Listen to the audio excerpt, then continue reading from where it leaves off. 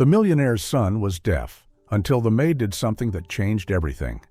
They say money can buy everything, but inside an old villa by the lake in Florence, where the morning light spilled through glass windows and melted over still waters, silence was worth more than gold. Ethan Morelli, a renowned architect, sat at a long table covered in white linen. The newspaper before him remained open, but his eyes no longer read the words. His gaze was distant, weary. Across from him, Luca, his 9-year-old son, held a piece of bread without taking a bite, just playing with the crumbs. He could not hear the ticking clock, the whisper of wind, or his father's sigh. The house was so vast that even footsteps were swallowed by its endless halls. On the walls, the abstract paintings Ethan had created in his youth seemed to stare back at him with unfamiliar eyes. Since the day Isabella, his wife, died in the tragic accident that stole Luca's hearing, the house had forgotten the sound of life. No music, no laughter, not even a child's call of father. Only silence remained, thick as morning mist, wrapping itself around every room. One autumn morning, as fog spread across the lake, Mr. Bellini, the elderly butler, entered softly and said, "Sir Morelli, there's a young woman waiting at the gate. She says she's here for the job." Ethan didn't look up. "Let her wait," he said calmly. Bellini bowed slightly and disappeared with footsteps as light as breath. Ethan kept his eyes on the lake beyond the glass. A white swan drifted across the water, serene, lonely, heartbreakingly beautiful. That morning, the fog still lay thick over the lake, and the pale sunlight filtered through the trees, painting faint golden lines across the villa's stone walls, like memories trying to return. At the old iron gate, Clara Rossi stood shivering in her thin coat, both hands clutching the worn strap of her faded bag. She had left Siena before dawn, taking the earliest bus to Florence, carrying a letter of recommendation, a few clothes, and a fragile hope that she might find a job and send money home to her bedridden mother. She had never seen a place so grand. Marble statues hidden in the fog, tall windows that reached the ceiling, and the faint scent of lavender mixed with aged wood. It all made her feel both awed and small. The heavy door opened. Mr. Bellini, the silver-haired butler, appeared, serious, yet not unkind. "Your name?" "I'm Clara Rossi, sir. I came about the housekeeping position."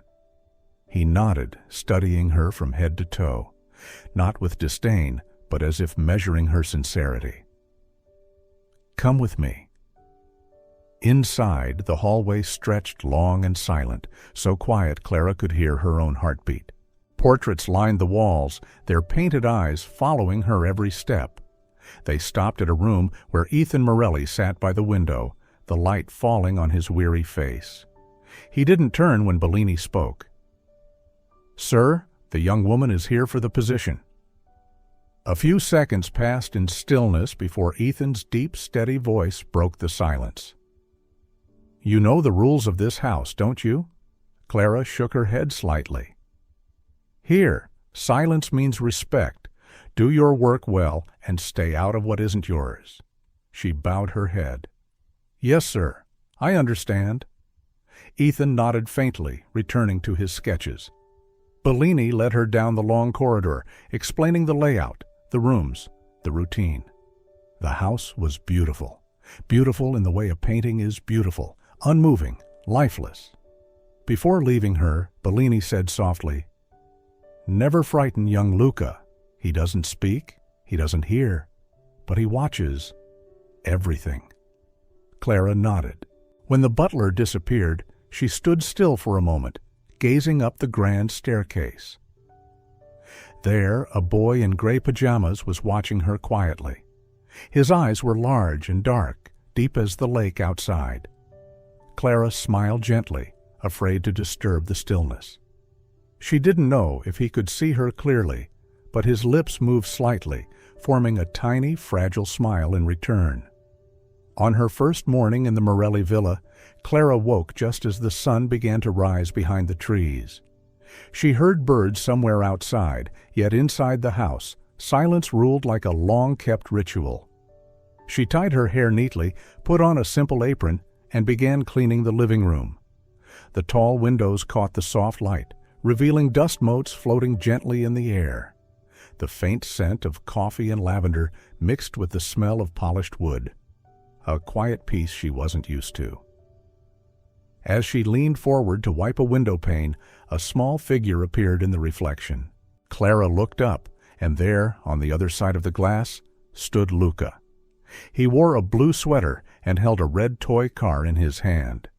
He stared at her with eyes dark and still as the lake beyond the garden. Clara smiled softly and raised her hand in greeting. The boy hesitated for a moment, then mimicked her gesture, a simple movement that made her heart tremble. She gave a playful shake of the cleaning cloth, pretending it was a wave. This time Luca smiled, faintly but genuinely. It lasted only a second, quiet and unnoticed by anyone else, yet to Clara it was the first sound of life within these walls. As she returned to her chores, that moment lingered in her mind like a ray of light cutting through morning fog. At noon, when Clara brought tea to the study, she found Ethan bent over his blueprints. He didn't look up, only nodded slightly. She placed the tray down and stepped out silently. In the hallway, she met Mr. Bellini, arranging books in the library. "You've met young Luca, haven't you?" he asked, his voice calm but cautious. "Yes, sir, just by chance. He's very sweet." Bellini sighed. "He doesn't open his heart easily. The boy's lived in silence too long. Mr. Morelli prefers that no one disturbs him." Clara's eyes softened. But sometimes, too much silence makes people forget how to smile. Bellini looked at her for a long moment, then simply nodded, saying nothing more. That afternoon, while hanging laundry in the garden, Clara saw Luca again. He was sitting on the grass, arranging fallen leaves into a circle. The breeze stirred his hair gently. Clara approached quietly, stopping a few steps away. "It's beautiful," she whispered, knowing he couldn't hear. Luca looked up, his eyes brightening when she pointed at his leaf circle. She placed a hand on her chest and then pointed to him. "Clara," she said slowly, letting her lips move clearly. He tilted his head, studying her mouth. Then, after a pause, Luca touched his own chest. Clara laughed, the first laughter that had been heard in that house for years. The wind carried her laughter through the garden, scattering the leaves around them. For the first time, the house felt a little more alive. She didn't know whether her employer would approve, but in the boy's eyes, she saw something awaken, a quiet, gentle spark of life returning. From that morning on, Luca appeared more often. He didn't come close, just stood in the hallway or by the garden, watching Clara as if she were something curious yet safe. Clara never forced his attention. She simply smiled, nodded gently whenever their eyes met. Gradually, the silence between them stopped feeling like distance and started becoming a language of its own. One morning, as she cleaned the window, Clara drew a small circle on the misted glass with her fingertip. Luca, standing on the other side, tilted his head and traced the same shape. The next day, she drew a heart. The boy smiled softly and added a butterfly beside it. They began to communicate through drawings, through glances, through gestures, a language made of quiet and care. That afternoon, while she hung towels in the garden, Luca came with his red toy car. He sat on the steps, rolling it gently in circles around her shoes. He looked up, eyes bright, as if asking, "May I?" Clara nodded, crouching beside him to shape a little road in the dirt. "See? It runs smoother now," she said softly, knowing he couldn't hear. Luca didn't answer, but his smile said everything. That evening, while Clara washed dishes in the kitchen, Mr. Bellini entered. "Miss Rossi," he said quietly. "Mr. Morelli prefers the boy not be distracted." You should keep your distance." Clara stopped, her hands still in the water. "I understand, but the boy isn't hurting anyone." Bellini sighed. He once had special tutors, but after the accident, Mr. Ethan dismissed them all. Since then, this house has been nothing but silence. Clara spoke almost to herself. Sometimes what people need isn't sound, but someone willing to listen. The butler looked at her for a long moment, then simply nodded and left. The next morning, as she swept the library floor, Luca appeared again. He placed a folded paper on the table and walked away. When Clara opened it, she found a pencil-drawn circle, and inside it, the letter C. She smiled. The boy had called her name in his own silent way. That afternoon, rain began to fall softly. Clara stood by the window, watching the water trickle down the glass. Suddenly, from the other side, Luca placed his small hand against the pane, right where hers rested. Through the thin barrier of glass, she felt a quiet pulse, a rhythm that matched her own. No sound filled the air, yet in that still moment she knew the silence had finally found its voice. In his upstairs study, Ethan Morelli sat before a desk buried under blueprints and papers. The dim light from the window traced his face, lines of exhaustion carved deep into his skin. He had once been Florence's celebrated architect, a man who could make cold stone tell stories. But now everything he touched felt lifeless. Among the piles of work lay an old photograph, a woman smiling softly, holding a newborn baby. Isabella. Ethan turned the picture face down, unable to bear her gaze. Since the accident, the screech of brakes, the shattering glass, and the silence that followed forever, Ethan had lived in a world where every sound carried the shape of guilt. He never said it aloud, but he believed it was his fault.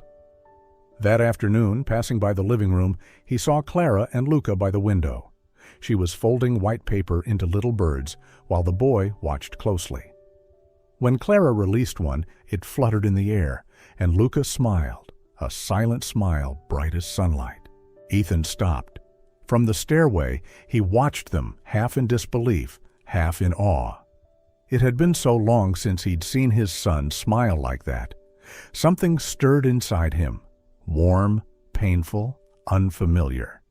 He turned away, walking back to his study, trying to silence the feeling rising in his chest. At dinner, as Bellini set down the plates, Ethan asked quietly, "That young woman, she works well?" "Very well, sir, respectful and kind to everyone." "And the boy?" Bellini hesitated. "It seems young Luca has started smiling again." Ethan said nothing. He cut his food, but it tasted like nothing at all. He could still see Clara and Luca by the window, their small moment of light. And deep down, something inside him began to shift. Later that night, Ethan opened his study window. The lake outside lay still, mirroring the moonlight. He stared at his hands, the same hands that once shaped cities, now trembling faintly. From afar, in the garden below, a soft light flickered. Clara was gathering the laundry, moving quietly. By the lower window, Luca watched her, his dark eyes glimmering, as if the world had color again. Ethan exhaled deeply. A thought passed through his mind, sharp yet tender. Maybe I'm the one who never learned to listen. He closed the window, retreating into the shadows.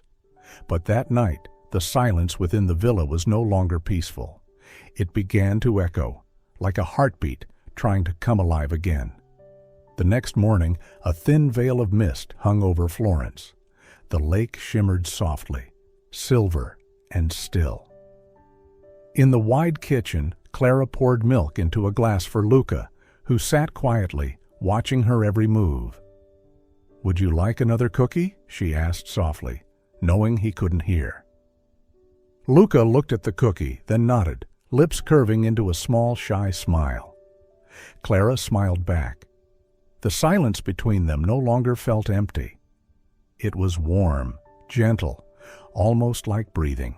After breakfast, when sunlight filtered through the garden trees, Clara carried the linens outside. Luca followed, clutching his little red car. He sat by the rose bushes where dewdrops still clung to the petals.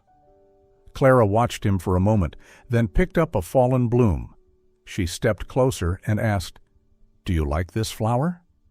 Luca looked up. He couldn't hear her, but the kindness in her eyes told him everything. Clara pointed to her chest, then to the flower, tracing a small rhythm with her fingers. "This is the heart," she said slowly, letting her lips move clearly. Luca studied her, then placed a small hand over his own chest before pointing at hers. Curious. Clara smiled. She took his hand gently and placed it over her chest, right where her heartbeat thumped steady and alive. "Can you feel it?" she whispered. Luca closed his eyes. Beneath his tiny palm there was a pulse, steady, deep, warm. He opened his eyes, wonder flickering in them. Clara spoke softly. "This is the sound of life, Luca." He couldn't hear the words, but he understood. A slow, bright smile spread across his face. The kind of smile that belongs to someone who's just discovered what hope feels like. Clara smiled too, tears glimmering in her eyes. In that fragile moment, surrounded by sunlight and the scent of roses, silence had a sound, one only the heart could hear. From the upstairs window, Ethan Morelli stood motionless. He saw it all, the small hand on Clara's chest, his son's smile, the light on the young woman's face. He didn't know what he felt, jealousy, tenderness, regret, only that something within him began to melt. The night in Florence was clear and cold, the lake reflecting the pale silver moon. Inside the Morelli mansion, the light in Ethan's study still burned late into the hours. Blueprints covered his desk, perfect lines, lifeless drawings. Among the papers lay a small photograph, always face down, as if he couldn't bear to look. This time, he turned it over. In the photo, Isabella was smiling, holding a baby. Luca, only a few months old. Her eyes glowed with tenderness, the sunlight around her warm as summer. For a moment, his breath caught. Back then, Ethan and Isabella were a perfect pair. He was a brilliant young architect, she, a celebrated pianist whose music could fill any room with light. He built spaces for her melodies. She filled his world with sound. Together, they dreamed of a home filled with laughter and music. Then, one rainy night, everything shattered.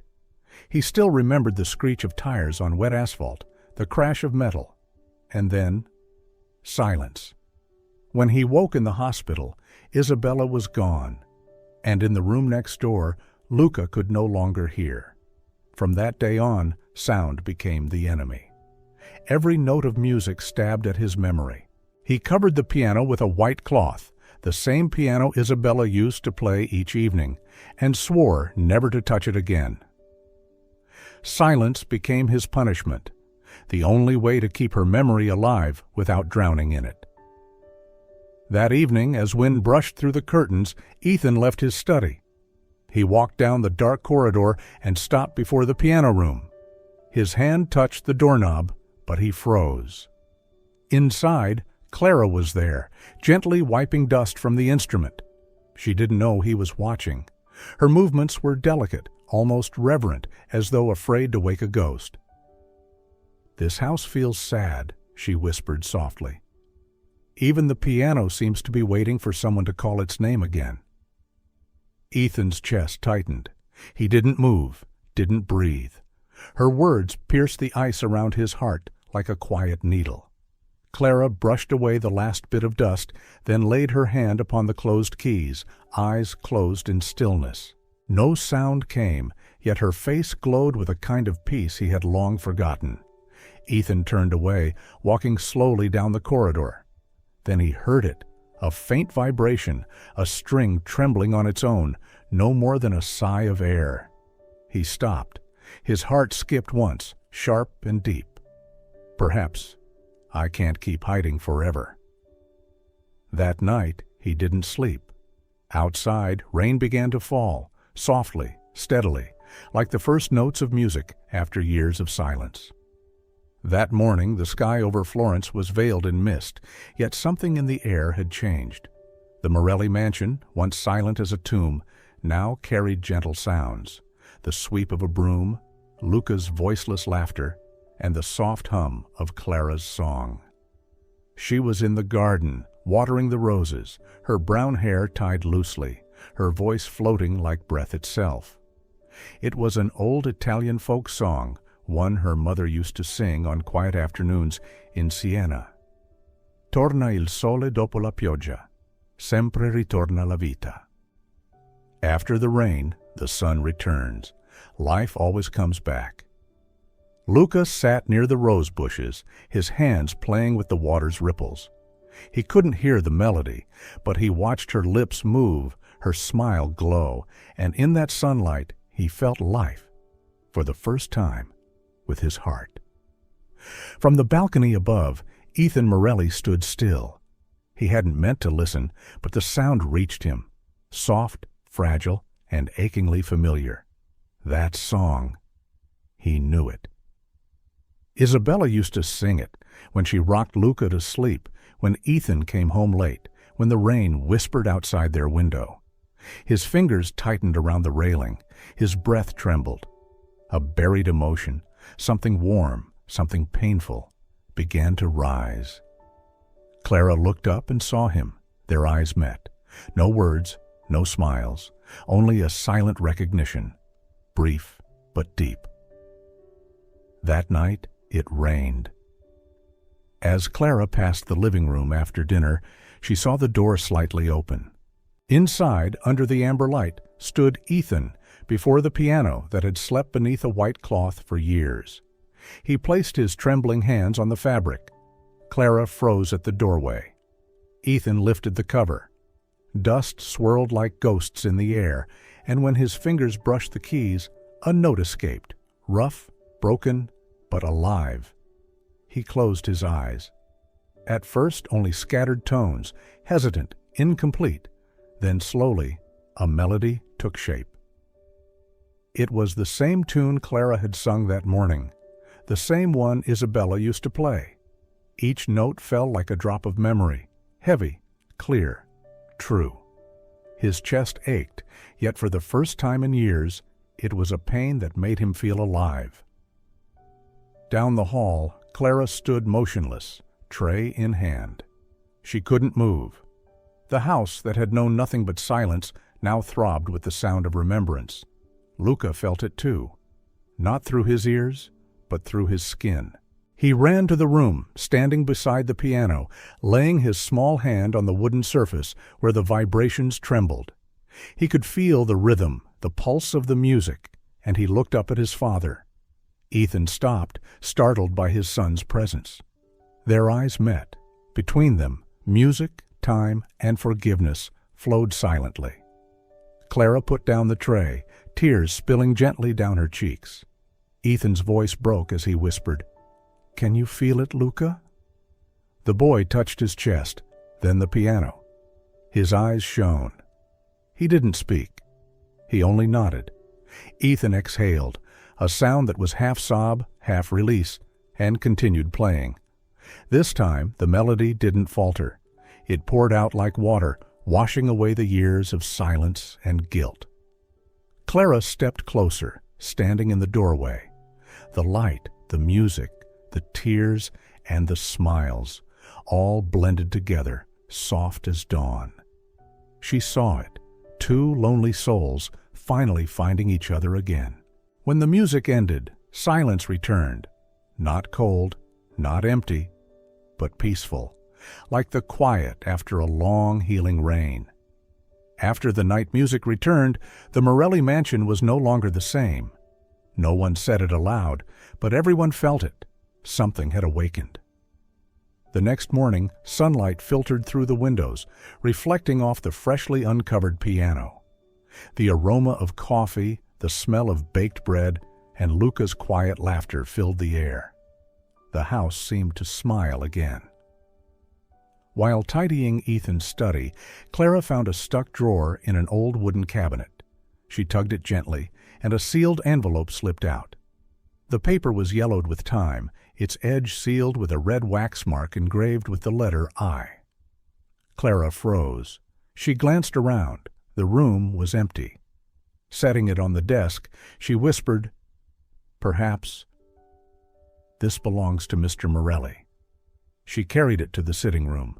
Ethan was by the window, a cup of coffee in hand, light falling across his thoughtful face. "Sir," she said softly, "I found this in one of the old drawers." Ethan looked up. The moment his eyes fell on the envelope, his breath stopped. The handwriting, that wax seal. Unmistakable. "Isabella," he murmured. He held the letter carefully, as though it might vanish at his touch. It had been years since he had dared to say her name. Clara turned to leave, but he shook his head. "Stay," he said quietly, his voice fragile, almost pleading. He opened it. The paper was delicate, faintly scented with jasmine.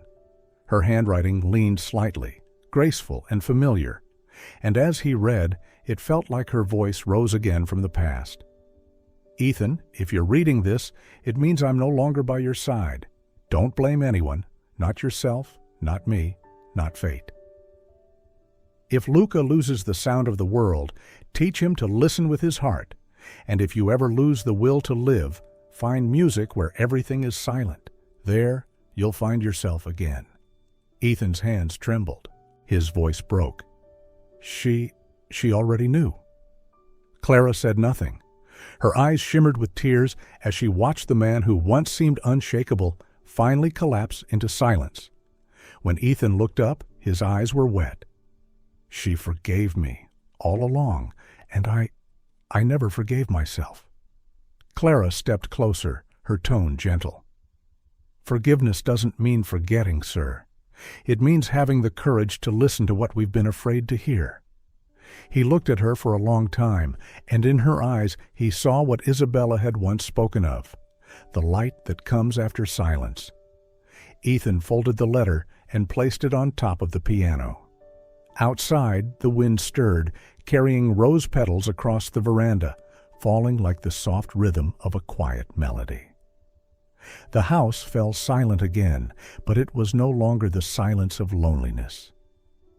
It was the silence of a heart learning to live again.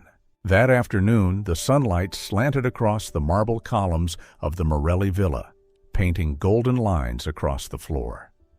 The soft warmth of a fading day. The air was quiet, broken only by the whisper of wind through the roses outside. Ethan sat in the living room, Isabella's letter resting atop the piano. He had read it again and again, each word echoing like an old heartbeat awakening inside him. Beside him, Luca was playing with the paper birds Clara had folded, lining them up carefully before glancing up at his father. That gaze, clear, gentle, and still, made Ethan's throat tighten. All these years he had seen his son, but had never truly looked at him. He bent down and spoke slowly, not with sound, but with lips clearly shaped for Luca to read. "I'm sorry." Luca blinked, startled. Ethan swallowed hard and continued, voice trembling. "I'm sorry for leaving you alone, for being so afraid of my own pain that I forgot you had yours too." He didn't know if the boy understood every word, but tears welled up in Luca's eyes. The boy stood, stepped closer, and placed a small hand over his father's chest, feeling the strong, uneven rhythm beneath. Then, slowly, he placed his other hand over his own heart. No words, no sound, just two heartbeats, finding each other again. Ethan closed his eyes. His tears fell onto the boy's hands, mixing with years of silence and sorrow. "Can you feel me, son?" he whispered shakily. Luca nodded, then picked up a piece of paper from the table and wrote, "I always could. You just never listened with your heart." Ethan laughed through his tears, a rough, tired sound, but more real than anything he had known in years. The boy wrapped his arms around him, a small, warm, complete embrace. And for the first time in so long, Ethan held his son back. From the doorway, Clara stood silently, afraid even to breathe. She watched as two souls, once divided by silence, found their way back to each other through that very silence. Outside, the sun sank behind the hills, leaving a tender light like the color of forgiveness. And within the house, once haunted by grief, love began to fill every corner once again. From that day on, the Morelli villa felt reborn. Light seeped into every corner, the scent of coffee mixed with roses, and laughter, even soundless, filled the rooms. Clara rose early each morning, opening the windows to let the breeze in. Luca would run into the garden, setting his paper birds among the dewy roses. And Ethan, he no longer locked himself in his study. He sat on the veranda, watching his son play, his gaze softer than it had ever been. One morning, as Clara prepared breakfast, Ethan stepped into the kitchen, something he had never done before. "Miss Rossi," he said, half smiling, "may I help today?" Clara laughed. "Sir, I'm not sure this kitchen is ready for an architect."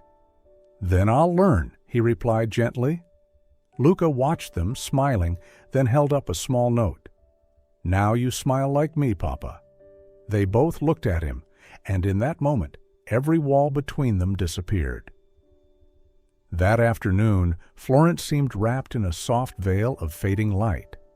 The lake in the distance mirrored the orange glow of sunset, while in the small garden of the Morelli villa, Clara was picking fallen rose petals, their fragrance mingling with the warm breeze. Ethan sat at the piano, the ivory keys glimmering under the soft light. Luca sat nearby, eyes fixed on his father. On the table, a small silver box lay still, the new hearing aid the doctor had brought that morning. Clara entered, gently placing a hand on the boy's shoulder. "You don't have to decide today, Luca." He looked at her, eyes dark and deep as an autumn lake. Then he wrote on a small piece of paper, "If I can hear, will music sound different?" Ethan stayed silent for a long time.